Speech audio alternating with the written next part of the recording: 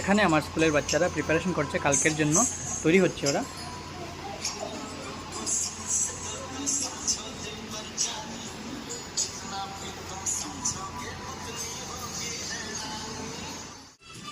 আর এখানে আমি বসে কালকের জন্য শিডিউলটা তৈরি করছি, মানে কার পরে কে ডান্স করবে এগুলো।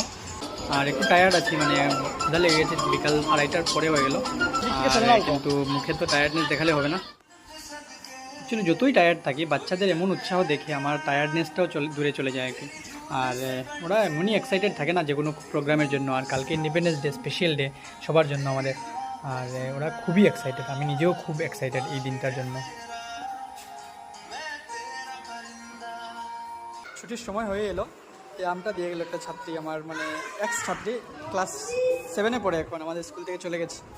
So thank you. ক্লাসরুমটা পুরো খালি করানো হলো কালকের প্রোগ্রামের জন্য। এই জায়গায় হবে আমাদের প্রোগ্রামটা।